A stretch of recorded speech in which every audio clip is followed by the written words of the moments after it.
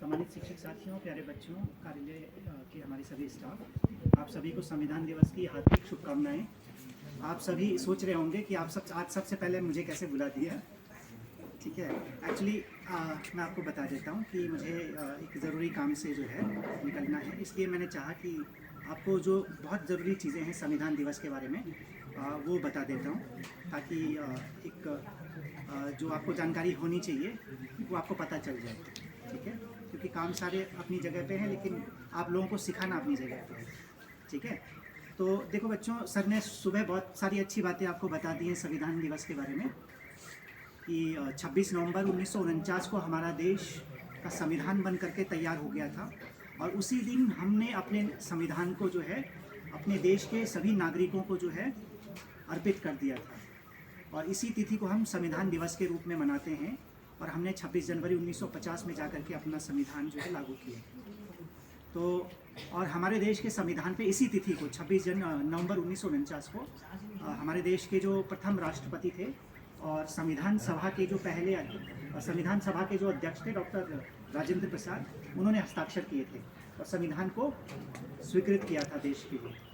तो संविधान निर्माण की एक लंबी सी एक प्रक्रिया चली, और जब से वो प्रक्रिया दिखाई देती है उससे पहले से ही वो प्रक्रिया शुरू हो गई थी। ठीक है, हमारे देश में जब अंग्रेजों ने शुरुआत की थी तो मैं देख सकता हूँ 1757 में जब प्लासी की लड़ाई हो गई थी, प्लासी का युद्ध हो गया था, तो उसके बाद 1773 में, कक्षा 8 वाले बच्चे जानते होंगे जो इतिहास पढ़ते हैं, तो 1773 में वारेन हेस्टिंग्स एक पहला गवर्नर जनरल जो है भारत का था। वारेन हेस्टिंग्स जो बंगाल, बिहार और मद्रास का गवर्नर जनरल था। तो उसके समय में भारत में सबसे पहला कानून पास हुआ था जिसका नाम था रेगुलेटिंग एक्ट। तो ये कानून जो है ये तीनों जो प्रांत जिनके मैंने अभी नाम गिनाए उनसे संबंधित था। तो यहाँ से कानून निर्माण की एक प्रक्रिया शुरू हुई। उसके बाद हर 20-20 वर्ष बाद एक चार्टर एक्ट बनता था ईस्ट इंडिया कंपनी का, जैसे 1773, उसके बाद 1793, उसके बाद 1913, 1933, ठीक है, और 1953, और उसके बाद 1958। बहुत सारे ऐसे कानून थे जो भारत में बनने शुरू हुए थे। जैसे आप अगर पीछे मुड़ के देखें, मैं आज़ादी से पहले की बात कर रहा हूँ, ठीक है, उन कानूनों के बारे में आपको थोड़ा बता रहा हूँ। हमारे देश में एक सिस्टम चलता था, सती सिस्टम, सती प्रथा। सती प्रथा नाम सुना होगा आपने। महिलाएं, पहले तो हमारे देश में बाल विवाह होता था, एक बहुत ही कुप्रथा थी हमारे देश में बाल विवाह। जबरदस्ती 8-8, 9-9 साल की बच्चियों की शादी बुजुर्गों से हो जाती थी, मतलब जो मरने की स्थिति में थी। और ये जो हमारा पूर्वी इलाका था, और जैसे बिहार, बंगाल, महाराष्ट्र, यहाँ बड़ी ये प्रथा थी। तो ऐसे में होता क्या था कि वो जो छोटी छोटी बच्चियाँ थी 12-13 साल की, उनकी शादी हो जाती थी उनके साथ जो मरने की स्थिति में है, बुढ़े। उसके बाद वो मृत्यु को प्राप्त कर जाते थे, और जो 16 साल की कन्याएं थी वो विधवा हो जाती थी। 16, 17, 18 साल की, मतलब जब उनकी शादी की उम्र नहीं होती थी तब वो विधवा हो जाती थी। और विधवाओं के लिए उस समय के जो बड़े बड़े लोग बनते थे समाज के, उन्होंने कुछ नियम बना दिए थे कि वो समाज से अलग रहेंगे, बाल काट के रहेंगे, गंजे रहेंगे, वो बिस्तर में नहीं सोएंगे, अच्छा खाना नहीं खाएंगे, एक टाइम खाना खाएंगे, बिल्कुल समाज से पृथक रहेंगे, किसी से उनका कोई संपर्क नहीं रहेगा। तो इस तरह से कठोर उन्होंने नियम बना दिए थे। तो आपने पढ़ा होगा, आपको जानकारी होगी कि राजा राम मोहन रॉय हमारे देश के ऐसे सबसे पहले मॉडर्न मैन हुए। उनको मॉडर्न मैन ऑफ इंडिया भी कहते हैं, राजा राम मोहन रॉय को। जीके का क्वेश्चन भी है। तो उनके नेतृत्व में 1828 में एक कानून पारित हुआ, सती प्रथा निरोधक कानून। 1828 में सती प्रथा निरोधक कानून पारित हुआ, और उस समय भारत के गवर्नर जनरल थे लॉर्ड विलियम बेंटिंक। ठीक है, लॉर्ड विलियम बेंटिंक भारत के गवर्नर जनरल थे। और फिर एक साल बाद 1829 में कानून पारित हुआ, और सती प्रथा का कानून जो है समाप्त हो गया। सती प्रथा खत्म कर दी गई, गैर कानूनी घोषित कर दी गई। ठीक है, इसी तरह से हमारे देश में कानून बनते रहे। 1833 के बाद 1853 का चार्टर एक्ट आया। हमारे देश में शिक्षा व्यवस्था पे काम हुए। और फिर आपने आगे सुना होगा 1857 में हमारे देश में पहली क्रांति हुई। सुना है आपने 1857 की क्रांति, उसके बारे में आपने सुना होगा। तो जब क्रांति समाप्त हुई तो ईस्ट इंडिया कंपनी का शासन भारत से समाप्त हो गया। भारत से ईस्ट इंडिया कंपनी का शासन समाप्त हो गया और भारत की शासन व्यवस्था सीधे सीधे ब्रिटिश पार्लियामेंट के पास चली गई। 1857 से पहले भारत में एक कंपनी शासन करती थी, ईस्ट इंडिया कंपनी। कौन सी कंपनी शासन करती थी? East India company. और 1857 में जब कंपनी के खिलाफ बगावत हो गई, आंदोलन हो गया, क्रांति हो गई, तो ब्रिटिश पार्लियामेंट ने सोचा कि अब ये कंपनी जो है इंडियन मैटर्स को डील नहीं कर पा रही है, तो कंपनी का शासन भारत में समाप्त हुआ और 1858 में the government of India act, Bharat शासन अधिनियम पारित कर दिया गया ब्रिटिश पार्लियामेंट के द्वारा और भारत का शासन सीधे सीधे ब्रिटिश पार्लियामेंट के हाथों में चला गया। और जो रानी विक्टोरिया थी वो भारत की साम्राज्ञी बनी, भारत की महारानी बनी। तो 1858 से ब्रिटिश गवर्नमेंट के अंदर जो है हमारा देश था। उसके बाद हमारे देश में बहुत सारे अलग अलग प्रशासनिक कार्य हुए। 1853 1854 में एक डाक सिस्टम शुरू हुआ, वायरलेस का सिस्टम शुरू हुआ, कानून बने शिक्षा से संबंधित, और फिर कई दौर के बाद जो है, जैसे 1909 कई बार बात आती है। 1909 में एक कानून बना था जिसको एक नाम दिया जाता है मिंटो मार्ले रिफॉर्म्स। मिंटो मार्ले रिफॉर्म्स। लॉर्ड मिंटो उस टाइम भारत के गवर्नर जनरल थे, ठीक है, और मार्ले जो है कमेटी के चेयरमैन थे। तो उनके माध्यम से उस कमेटी ने यह तय कर दिया था कि हिंदू और मुसलमानों के लिए अलग अलग निर्वाचन क्षेत्रों गठित किए जाएंगे। तो इस तरह से भारत में कानून बनने शुरू हुए। फिर आपने अक्सर सुना होगा जलियांवाला बाग हत्याकांड, सुना है नाम? 13 अप्रैल 1919 नाम सुना है आपने? ये घटना इसलिए घटी क्योंकि 1918 और 1919 में एक कानून आया था जिसको कहते हैं रॉलेट एक्ट। रॉलेट एक्ट, इस कानून के अंतर्गत अंग्रेजों ने यह तय कर लिया था कि हम किसी को भी, मतलब जो हमारे पक्ष में नहीं है, जो हमारे विपक्ष में बात करता हो, जिसकी विचारधारा हमारे विरुद्ध हो, हम उसको कभी भी उठा करके जेल में डाल देंगे। इस कानून को कहा जाता था नो अपील, नो वकील, नो दलील का कानून। मतलब जिस व्यक्ति को हमने उठा करके जेल में डाल दिया वो ना तो अपील कर सकता है, ना अपने लिए वकील खड़ा कर सकता है, और ना कोई दलील दे सकता है। तो इसलिए इस कानून को काला कानून कहा जाता था। तो इस तरह के कानून जब हिंदुस्तानियों के विरुद्ध बने तो उसके बाद आंदोलन होने स्वाभाविक थे। तो जैसे कि अभी मैंने जिक्र किया जलियांवाला बाग हत्याकांड, तो 13 अप्रैल 1919 को अमृतसर में जलियांवाला बाग एक स्थान है, वहाँ पर इसी रॉलेट एक्ट के खिलाफ कानून शांतिपूर्ण विरोध प्रदर्शन हो रहा था। और अंग्रेजों का एक जनरल था, general sir Michael O'Dwyer, उन्होंने सबक सिखाने के लिए कि तुम हमारे खिलाफ बातें कर रहे हो, मैं तुम्हें सबक सिखाऊंगा, वहाँ पर गोली चलवा दी और लगभग 1500 लोग उस जलियांवाला बाग हत्याकांड में मारे गए थे। तो उसके पश्चात महात्मा गांधी जी का आंदोलन शुरू हुआ, असहयोग आंदोलन, पूरे देश में 1920 से 1922 तक चला। उसके बाद इसी तरह से हम लोग कोशिश करते रहे कि हमें हमारे अधिकार मिले, हमारे हक मिले। जैसे सुबह सर ने आपको रावी नदी के तट पर जो एक हमारा जो है कमिटमेंट था कि अब से हम अपने आप को स्वतंत्र समझेंगे 1929 में, ठीक है, तो वो भी एक घटना हुई। 1930 में महात्मा गांधी जी के नेतृत्व में सविनय अवज्ञा आंदोलन, नॉन कोऑपरेशन मूवमेंट शुरू हुआ और 12 मार्च 1930 को दांडी आंदोलन जो है साबरमती नदी के गुजरात में साबरमती नदी से लेकर के, और दांडी एक तट है गुजरात में, वहाँ तक 24 दिन की एक लंबी यात्रा की गई। और महात्मा गांधी ने अंग्रेजों के काला कानून, जो नमक कानून था, उनका एक कानून था कि हिंदुस्तानी लोग नमक नहीं बना सकते, केवल अंग्रेज नमक बनाएंगे। तो गांधी जी ने उस कानून का भी विरोध किया, ठीक है। तो कई तरह की प्रक्रियाओं और लड़ाइयों के बाद फिर 1942 में क्रिप्स मिशन भारत आया, जिसने ये कहा कि आप हिंदुस्तानी दूसरे विश्व युद्ध में हमारा साथ दो, और जैसे ही विश्व युद्ध समाप्त होगा तो हम आपके लिए कुछ विचार करेंगे। क्या करेंगे हम आपके लिए? क्या करेंगे हम आपके लिए? कुछ विचार करेंगे। तो महात्मा गांधी ने कहा था कि ये जो क्रिप्स मिशन है ये पोस्ट डेटेड चेक है। क्या है ये? पोस्ट डेटेड चेक का मतलब है कि जाओ भाई, ठीक है, मैं तुम्हें पैसे दे रहा हूं, लो मैंने चेक लिख दिया और चेक पे तारीख डाल दी मैंने 2050। कौन सी तारीख डाल दी? 2050 में। तो महात्मा गांधी ने बोला कि भाई इस तरह की कमिटमेंट नहीं चलेंगे, अगर हमारी बात माननी है तो आज की तारीख में मानो, भविष्य में तुम क्या करने वाले हो हम उस पर भरोसा नहीं करते। तो महात्मा गांधी जी ने भारत छोड़ो आंदोलन चलाया, ठीक है, और इसको बोलते हैं इंग्लिश में क्विट इंडिया मूवमेंट, और डू और डाई, करो या मरो का नारा दिया। उसके बाद पूरे विश्व में दूसरा विश्व युद्ध भी चलता रहा, हमारे देश में आज़ादी का संघर्ष भी चलता रहा, और जब 1945 में अगस्त 1945 में दूसरा विश्व युद्ध समाप्त हो गया, तो 1946 के दौर में भारत में कैबिनेट मिशन भारत आया। अंग्रेजों ने 3 सदस्यों का एक मिशन, एक कमेटी भारत भेजी जिसको कैबिनेट मिशन कहते हैं, और इसी कैबिनेट मिशन को जिम्मेदारी दी गई कि जाइए और भारत में वहाँ के संविधान निर्माण की प्रक्रिया शुरू कीजिए। 1946 में जब इंग्लैंड में एक नई सरकार बन गई थी, लेबर पार्टी की सरकार, क्लाइमेट एटली उस टाइम लेबर पार्टी के प्राइम मिनिस्टर थे, इंग्लैंड के प्राइम मिनिस्टर थे, ग्रेट ब्रिटेन के प्राइम मिनिस्टर थे। तो उन्होंने कैबिनेट मिशन भारत भेजा और बोला कि जाइए आप हिंदुस्तान में संविधान निर्माण की प्रक्रिया शुरू कीजिए।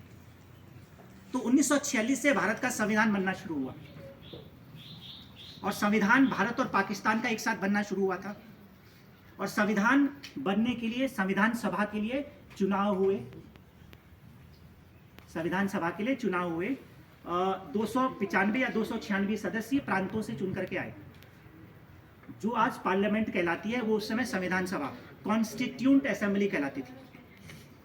फिर 1946 और 1947 के बीच मुस्लिम लीग और मोहम्मद अली जिन्ना के द्वारा पाकिस्तान की अलग से मांग की जाती थी कि हमारे लिए अलग संविधान सभा बनेगी, क्योंकि हमें आज़ादी के बाद नया देश चाहिए पाकिस्तान नाम से। तो भारत के लिए अलग संविधान सभा और पाकिस्तान के लिए अलग संविधान सभा। तो आपको तो मालूम ही है कि हमारे देश की जो संविधान सभा थी उसके अध्यक्ष थे, कौन थे? हमारे देश के पहले राष्ट्रपति कौन थे? डॉक्टर राजेंद्र प्रसाद। तो वो संविधान सभा के भी अध्यक्ष थे, ठीक है। संविधान सभा के द्वारा कुछ समितियां बना दी गई थी, ताकि जब बहुत बड़ा काम किया जाता है कहीं पर भी किसी भी संस्था में, तो समितियों के माध्यम से कार्य का बंटवारा कर दिया जाता है। तो उसी तरह से संविधान सभा एक सभा बन गई, डॉक्टर राजेंद्र प्रसाद उसके अध्यक्ष हो गए। तो उनके द्वारा कुछ कमेटियां बना दी गई थी कि वो कमेटियां क्या करेंगी, संविधान की अलग अलग प्रारूपों पर, अलग अलग चीज़ों पर काम करेंगे। तो चूंकि आपने देखा होगा, अभी हमने माल्यार्पण किया डॉक्टर भीमराव अंबेडकर जी की चित्र पर। तो मेरा प्रश्न है, बताइए हमारे देश के संविधान के जनक किसको बोलते हैं? डॉक्टर भीमराव अंबेडकर। तो एक कमेटी बनी थी प्रारूप समिति, जिसको ड्राफ्टिंग कमेटी बोलते हैं इंग्लिश में, प्रारूप समिति। प्रारूप समिति के अध्यक्ष थे डॉक्टर भीमराव अंबेडकर, और उनके साथ 7 सदस्य थे प्रारूप समिति में। अब प्रारूप समिति होती क्या है, पहले आपको ये जानना चाहिए। देखिए, जब भी आप कोई चित्र बनाते हैं ना, तो सबसे पहले आप चित्र का मोटा मोटा खाका खींच लेते हैं, और फिर कहीं पर सीधा करना, टेढ़ा करना, मिटा मिटा के तब उसको एक प्रॉपर आकार दिया जाता है। तो प्रारूप समिति का कार्य था कि विश्व के सभी अच्छे अच्छे संविधानों का को इकट्ठा करके उन संविधानों में जो अच्छी अच्छी बातें हैं उनको तैयार करना, एक बड़ा सा एक नोट्स तैयार करना। यही उन्होंने किया, बड़ा सा प्रारूप तैयार कर लिया। और फिर सर ने जैसे बताया 166 बैठकें हुई, सर 166 ही हुई ना, तो 166 बैठकें हुई और उन प्रारूपों पर चर्चा हुई लंबे समय तक। तो सर ने जैसे सुबह बताया 2 वर्ष 11 माह और 18 दिन तक डिस्कशन चला, चर्चा चली, और तब जाकर के वर्तमान संविधान अस्तित्व में आया। तो प्रारूप समिति के अध्यक्ष थे डॉक्टर भीमराव अंबेडकर। इसके अलावा झंडा समिति, आचार्य JB कृपलानी जो झंडा समिति के अध्यक्ष थे। इसके अलावा पंडित जवाहरलाल नेहरू, संघ संविधान समिति, ठीक है, और प्रांतीय समिति के अध्यक्ष थे। और इसके अलावा और भी बहुत सारी कमेटियां थी। तो इन कमेटियों ने 2-2.5 साल तक लगातार मेहनत की, लगभग 3 साल तक मेहनत की, और तब जाकर के संविधान जो है आज की स्थिति में आया। 26 नवंबर 1949 को संविधान बनकर के तैयार हो गया था, ठीक है, और 26 जनवरी 1950 को उसे लागू कर दिया गया। और सर ने आपको सुबह बता दिया है कि हमारे देश का संविधान विश्व का सबसे बड़ा संविधान है और लिखित संविधान है, ठीक है, और हमारा देश विश्व का सबसे बड़ा लोकतंत्र भी है। और हमारे देश के संविधान की कुछ खास बातें हैं जो मैं आपको बताना चाह रहा था, इसलिए मैं इधर आया। सबसे पहली चीज तो ये कि हमारे देश के संविधान में विश्व के सभी संविधानों की अच्छी अच्छी बातें हैं। और हमारे देश के संविधान, जीके का भी क्वेश्चन है, हमारे देश के संविधान का सबसे बड़ा स्रोत है 1935 का अधिनियम, 1935 में अंग्रेजों ने एक कानून बनाया था। वो कानून 1919 के रॉलेट एक्ट और 1928 में जो नेहरू रिपोर्ट थी उनके आधार पर बनी थी। 1935 का जो अधिनियम है उससे आधी बातें तो एज इट इज जो है हमारे संविधान में ले ली गई हैं, ठीक है। और लगभग 20% to 30% संविधान हमारा जो है 26 नवंबर को लागू हो गया था। 26 नवंबर 1950 को संविधान का एक बड़ा हिस्सा उसी दिन लागू हो गया था, ठीक है। तो 1935 का अधिनियम संविधान का सबसे बड़ा स्रोत है। इसके अलावा हमने विश्व के अलग अलग देशों से अलग अलग चीज़ें, अच्छी बातें ली हैं, ठीक है। फॉर एग्जाम्पल आपको जानना चाहिए कि जैसे सर ने सुबह बताया, हमारे देश के संविधान में प्रारंभ में नागरिकों के लिए 7 मौलिक अधिकार थे, फंडामेंटल राइट्स, 7 मौलिक अधिकारों की व्यवस्था थी, ठीक है। जैसे समानता का अधिकार, स्वतंत्रता का अधिकार, धार्मिक स्वतंत्रता का अधिकार, शोषण के विरुद्ध अधिकार, ठीक है। और इसके अलावा संवैधानिक उपचारों का अधिकार और सांस्कृतिक और शिक्षा संबंधी अधिकार, ठीक है। तो ये अलग अलग प्रकार के अधिकार थे जिस संविधान में लिख दिया गया था कि विश्व भारत के सभी नागरिक प्रत्येक दृष्टि से, धर्म, नस्ल, जाति, हर प्रकार से स्वतंत्र समान है, किसी में कोई भेदभाव नहीं है और संविधान के समक्ष सभी समान हैं और सभी को एक पूरे देश में कहीं भी विचरण करने की स्वतंत्रता है, चाहे वो स्त्री हो, पुरुष हो, सब समान है। संविधान के आगे, कानून के आगे कोई बड़ा नहीं है, कोई छोटा नहीं है, ठीक है। तो इस प्रकार से और अधिकारों की बातों में कुछ दिन पहले योगेश सर ने एक प्रश्न पूछा था कि संविधान की आत्मा किसे कहते हैं, तो उत्तर आया था, अंबेडकर जी ने कहा था कि भारतीय संविधान की आत्मा है, तो उत्तर था अनुच्छेद 32। अनुच्छेद 32 के बारे में मैं आपको बता देता हूँ, ध्यान से सुनिए। अनुच्छेद 32 में हमारा जो मौलिक अधिकार है, संवैधानिक उपचारों का अधिकार, जिसको बोलते हैं राइट टू कॉन्स्टिट्यूशनल रेमेडी, ये बहुत ही बड़ा और पावरफुल अधिकार है। इसका मतलब क्या है मैं आपको बताता हूँ। इस अधिकार का मतलब है कि अगर सरकार के द्वारा, किसी भी व्यक्ति के द्वारा, चाहे वो गवर्नमेंट व्यक्ति हो या प्राइवेट व्यक्ति हो, कोई संस्था हो या कहीं भी हो, उसके द्वारा अगर आपके नागरिक अधिकारों का हनन किया जाता है तो आपके पास पूरे राइट हैं कि आप अपील कर सकते हैं। और अपील के लिए सरकार ने आपको 5 प्रकार की रिट दायर करने का अधिकार दिया है। 5 प्रकार की रिट्स होती हैं, ठीक है। रिट्स के बारे में फिर कभी बताऊंगा। तो 5 प्रकार की आपके पास अपील करने का अधिकार होता है कि कभी भी माना किसी पुलिस वाले ने आपको पकड़ लिया, तो ये नहीं कि पुलिस वाले ने पकड़ लिया तो वो पुलिस वाला है तो हो गया, बॉस बनेगा, नहीं। आपको अधिकार है कि सबसे पहले पुलिस वाला आपको किस प्रकार से पकड़ सकता है। आमतौर पर रात में, जैसे महिलाओं की बात आती है तो महिलाओं को कभी रात में अरेस्ट नहीं किया जाता, ठीक है। और हथकड़ी जरूरी नहीं, हथकड़ी लगा करके किसी को थाने ले जाया जाए, नहीं। आपको पूरे अधिकार है। और माना ये नहीं कि आपको आज अरेस्ट कर दिया, 2-3 दिन तक थाने में बिठा के रखा, जी नहीं, 24 घंटे में न्यायालय में प्रस्तुत करना होता है, ठीक है। तो 5 प्रकार के रिट दायर करने का अधिकार होता है। तो नागरिकों को 7 मौलिक अधिकार थे, बाद में संपत्ति का अधिकार जो है वो कानूनी अधिकार बन के उसको परिवर्तित कर दिया गया। इसके अलावा सर ने सुबह जो है फंडामेंटल ड्यूटीज़ की बात की, मौलिक कर्तव्यों की बात की। मौलिक कर्तव्य भी बहुत ज़रूरी हैं, क्योंकि हमें अगर एक अच्छा देश बनाना था तो अधिकार तो हमने नागरिकों को दे दिए, लेकिन नागरिकों को ये कौन बताएगा कि भाई हमको क्या क्या करना चाहिए। अगर हमें अपने अधिकारों को एंजॉय करना है तो हमें अपने कर्तव्यों को भी निभाना पड़ेगा। तो इसलिए नागरिकों के लिए 11 मौलिक कर्तव्य भी हैं। इसके अलावा हमारे देश के संविधान में एक बहुत ही अच्छी चीज़ जोड़ी गई आयरलैंड के संविधान से, जिसको कहते हैं डायरेक्टिव प्रिंसिपल्स, नीति निदेशक तत्व, जो कि स्टेट के लिए जारी किए गए, राज्य के लिए जारी किए गए।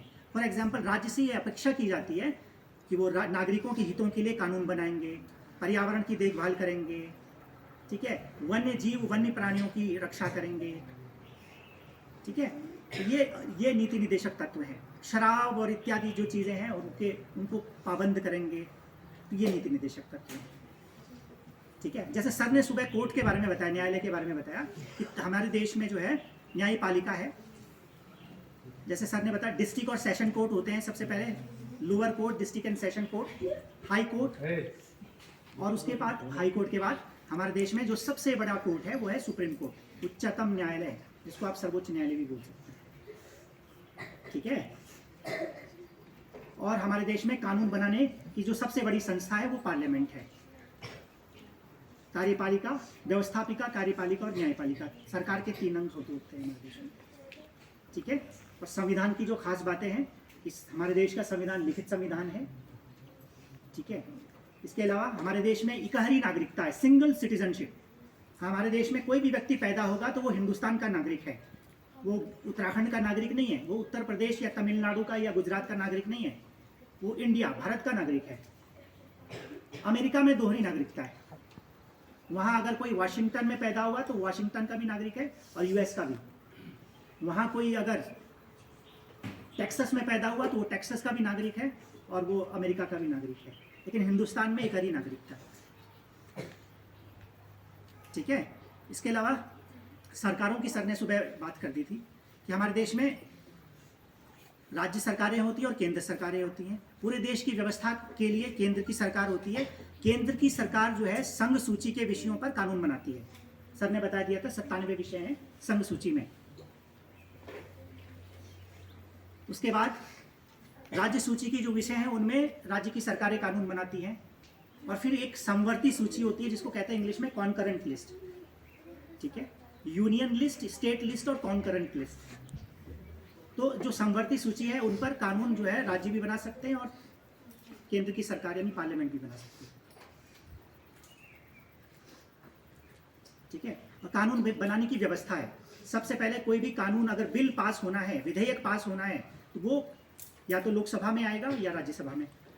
धन विधेयक है तो केवल लोकसभा में आएगा, फिर पास होकर राज्यसभा में जाएगा और फिर उस पर राष्ट्रपति साइन करेंगे, तब जाकर के वो देश के लिए कानून गजट में प्रकाशित होगा और देश का कानून बन जाएगा। तो कानून बनने की ये प्रक्रिया है। जैसे राज्यों में जब कानून बनते हैं तो राज्यों में क्या होता है, विधानसभाएं होती है और विधान परिषदें होती हैं। हमारे उत्तराखंड में केवल विधानसभा है, उत्तर प्रदेश में विधान परिषद भी है।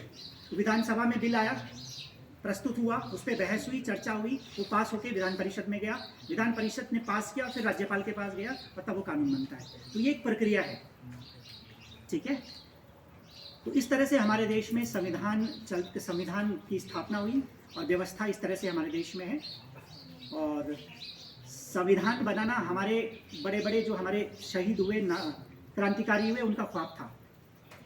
वो पहले से जानते थे कि जब अंग्रेज देश को आज़ाद करेंगे तो उसके बाद क्या होगा। उसके बाद भगत सिंह जैसे क्रांतिकारी भी ये चाहते थे कि जब हमारे देश आज़ाद होगा तो हमारे देश में समाजवाद की स्थापना होगी। समाजवाद का अर्थ होता है जनता द्वारा शासन, और जनता के लिए कानून बनेंगे, इसको समाजवाद कहते हैं, ठीक है। तो आज हमने अपना देश एक लंबे संघर्ष के बाद इस स्तर पर पहुंच गया है। आज आज़ादी के लगभग 72-73 साल हो गए, ठीक है। और संविधान ने नागरिकों को जो अधिकार दिए थे, बहुत अच्छे से नागरिकों के वो अधिकार जो है नागरिकों को संरक्षण भी दे रहे हैं और बहुत अच्छे से हम सभी लोग जो है एंजॉय भी कर रहे हैं अपने राइट्स को, ठीक है। तो संविधान दिवस के उपलक्ष्य में हम इसलिए हमेशा एकत्रित होते हैं कि हम अपने देश की आज़ादी के संघर्ष को भी न भूलें, संविधान निर्माण की प्रक्रिया को भी न भूलें, संविधान हमें क्या अधिकार देता है और क्या क्या हमारी ड्यूटीज़ हैं, कर्तव्य हैं, उनको भी हम न भूलें, और व्यवस्था कैसे चलती है उसको भी हम सीखें, ठीक है। तो आप लोगों का कर्तव्य है कि आप जो हमारे देश में संसदीय शासन प्रणाली है, हमारे देश की जो न्यायपालिका है, कानून निर्माण की प्रक्रिया है और जो इलेक्शन सिस्टम है, इलेक्टोरल सिस्टम है, उसको जानिए। बात समझ में आई? एक दो छोटी छोटी चीज़ें बता करके मैं अपना यहाँ पर विराम देता हूँ। इसके अलावा हमारे देश में कुछ संवैधानिक संस्थाएं हैं। मैं आपको सुप्रीम कोर्ट के बारे में तो बता ही चुका हूँ, संसद के बारे में भी मैंने आपको बता ही दिया है। हमारे देश में इनके अलावा भी कुछ संवैधानिक संस्थाएं हैं, जैसे कि इलेक्शन कमीशन, चुनाव आयोग। चुनाव आयोग एक संवैधानिक संस्था है। संविधान में लिखा गया है कि देश के लिए एक इलेक्शन कमीशन होगा, जिसका एक प्रधान होगा, जिसको इलेक्शन कमीशन ऑफ इंडिया कहेंगे। और वो इलेक्शन कमीशन ऑफ इंडिया के मार्गदर्शन में देश में लोकसभा के चुनाव होंगे और इसके अलावा प्रांतों में विधानसभाओं के चुनाव उन्हीं की गाइडलाइंस में होंगे, ठीक है। प्रांतों के लिए भी इलेक्शन कमीशन होंगे राज्य के, ठीक है। तो वो देश में जो है चुनाव कराते हैं। और जिस तरह से सुप्रीम कोर्ट का अपना अस्तित्व है, सुप्रीम कोर्ट के आगे कोई मंत्री नहीं, कोई प्रधानमंत्री नहीं, सुप्रीम कोर्ट सबसे बड़ा है। ठीक उसी तरह से पार्लियामेंट का अपना अस्तित्व है, पार्लियामेंट भी सबसे बड़ी है, ठीक है। और इलेक्शन कमीशन भी सबसे बड़ा है। मतलब सब इंडिपेंडेंट हैं, सबका अपना एक अलग सा अस्तित्व है, कोई किसी से बड़ा नहीं है, सब अपने अपने रोल में बड़े हैं, ठीक है। एक बार की बात है, मैं एक उदाहरण आपको देता हूँ, एक छोटी सी घटना है। हम ऑफिस में बैठे थे, सुप्रीम कोर्ट की बात है, मुझे मौका मिला काम करने का 2 साल। तो हमारे जो अधिकारी लोग थे वो पूछते थे कि भाई यार पार्लियामेंट बड़ा होता होगा या सुप्रीम कोर्ट बड़ी होती होगी। तो कई बार लोगों को जानकारी नहीं होती, तो मैंने इस सवाल का जवाब दिया था कि मैंने कहा सर वैसे तो पार्लियामेंट बड़ी है, लेकिन सुप्रीम कोर्ट उससे भी बड़ा है, लेकिन मुद्दों पर सुप्रीम कोर्ट सबसे बड़ा है। ठीक है जी, पार्लियामेंट सबसे बड़ा है, लेकिन जब मुद्दे आएंगे तो उन मुद्दों के आगे कोई बड़ा नहीं है, सुप्रीम कोर्ट सबसे बड़ा है। फॉर एग्जाम्पल मैं आपको जानना चाहिए, मैं आपको बता देता हूँ। संसद जब कोई कानून पास कर लेती है तो वो कानून पास हो जाता है, लेकिन अगर वो कानून नागरिकों के हित में नहीं है या उस कानून में कुछ बदलाव की जरूरत है, तो सुप्रीम कोर्ट के पास एक पावर होती है जिसको कहते हैं जुडिशियल रिव्यू, न्यायिक पुनरावलोकन, जुडिशियल रिव्यू।